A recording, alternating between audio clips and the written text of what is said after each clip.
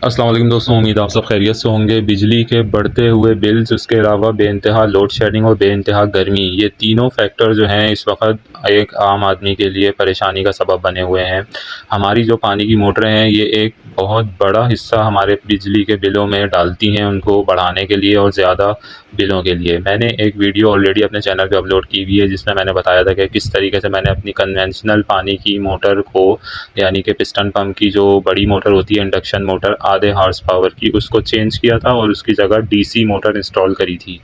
मैंने आपको live load test भी करके दिखाया था कि मेरी जो पुरानी मोटर थी वो यानी कि ये जो सामने आपको नज़र आ रही है ये हर घर में लगी हुई होती है। ये आधे की मोटर जो है ये 450 वोट से भी ज़्यादा का लोड खाती है कांस्टेंट चलने पे, यानी कि तकरीबन 500 वोट है ये आधे की मोटर जो खाती है। आपके बिजली के बिलों में बेइंतहा इजाफा करती है, और अगर आप घर में एक की मोटर लगी हुई है तो आप हिसाब लगा लें कि वो इससे भी ज़्यादा पावर कंज्यूम करती है। इसके मुकाबले में ये जो डीसी मोटर हमने इंस्टॉल करी थी ये सिर्फ जो है वो 55 से 60 वॉट ले रही होती है, कहाँ 500 वॉट और कहाँ 55 और 60 वॉट। तो इसको मैंने चेंज किया था, तो वीडियो को आप लोगों ने काफ़ी पसंद किया। उसमें अभी एक कमेंट आया उस वीडियो में, उसके जवाब में मैं ये वीडियो बना रहा हूँ।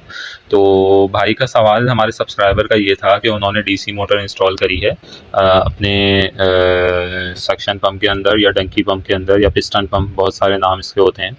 तो वो ये कह रहे हैं कि उनकी जो डीसी मोटर है वो बहुत ज़्यादा गर्म हो रही है और उसकी चिमटी भी जो है ना काफ़ी गर्म हो रही है, और कभी सही चल रही है और कभी बहुत ज़्यादा गर्म हो रही है। तो मैं इस सिलसिले में आपको एक बात बताता चलूँ कि ये जो वीडियो आपको नज़र आ रही है जो मेरे चैनल पे अपलोड हुई थी, इसमें जो मैंने मोटर इंस्टॉल करी है ये मैंने तजर्बाती तौर पे इंस्टॉल करी थी, और मार्केट से जाके जो हर बंदे की ख्वाहिश होती है कि थोड़े से कम में चीज़ मिल जाए और मुनासिब पैसों में चीज़ मिल जाए, तो ये मोटर मैंने तकरीबन 2 से ढाई हज़ार रुपये की थी जो कि मैंने अपने पंप में इंस्टॉल करी थी।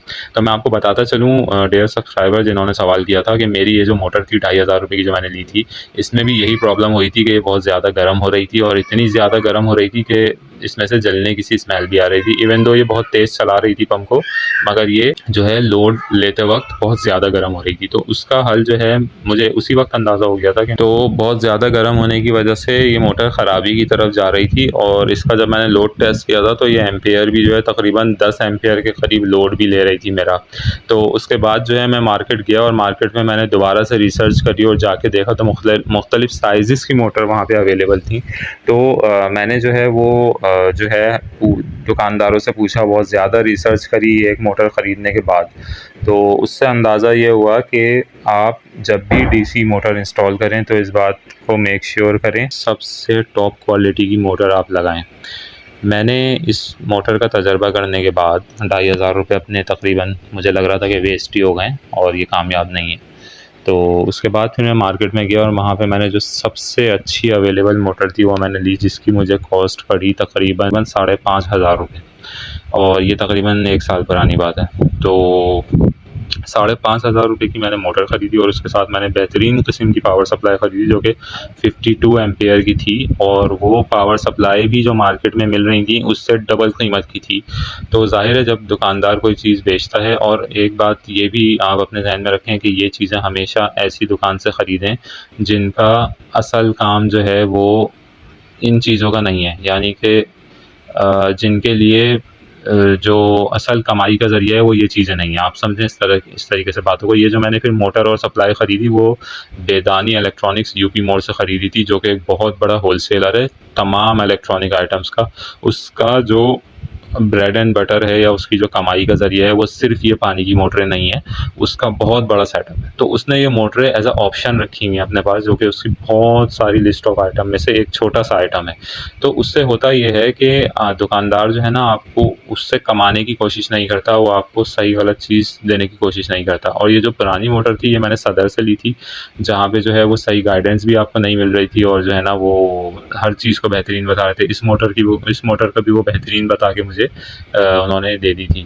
तो क्योंकि इनिशियल अंदाज़ा नहीं था और जो है वो थोड़ा सा पता नहीं था तो लगा ली थी। तो इसके बाद जो मोटर मैंने लगाई है उसकी वीडियो भी मैंने जो है लोड टेस्ट की डाली है। तो जब अच्छी वाली मोटर अपने पंप में इंस्टॉल करी तो वो साइज़ में इससे काफ़ी ज़्यादा बड़ी है, और एम्पेयर वो इससे आधे ले रही थी। ये तकरीबन 10 से 12 एम्पेयर खा रही थी जो कि मैंने लोड पे टेस्ट किए थे।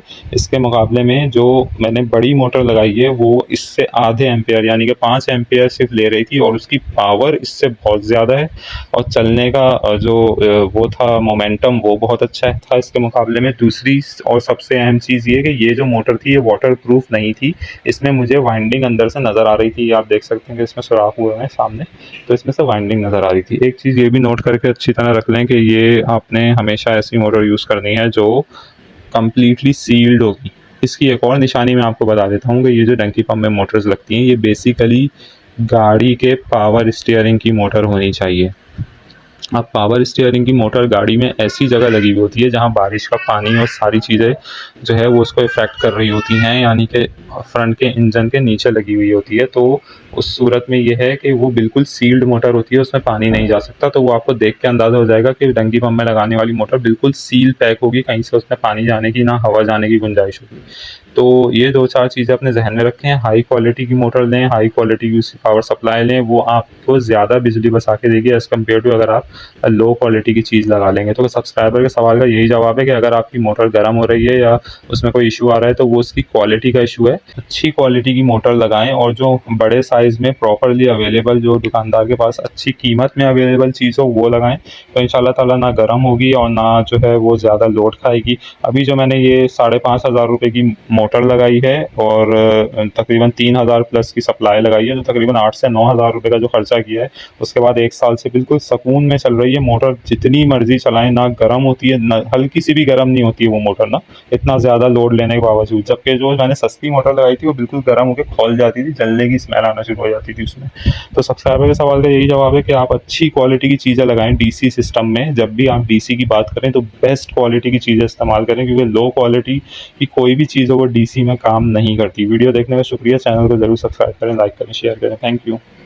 ये आखिर में उस मोटर के क्लिप हैं जो कि मैंने बाद में लगाई है, और ये देख सकते हैं इसकी क्वालिटी, इसका साइज़ देख सकते हैं आप। पीछे पावर सप्लाई लगी हुई है तकरीबन 52 एम्पियर की, उसका साइज़ देख सकते हैं। और ये लाइव करंट टेस्ट है कि 5 एम्पियर ये सिर्फ ले रही है मेरे 11.8 वोल्ट के ऊपर, जो कि आराम से 55 वाट बनते हैं। चैनल को सब्सक्राइब करें, लाइक करें, शेयर करें। Thank you.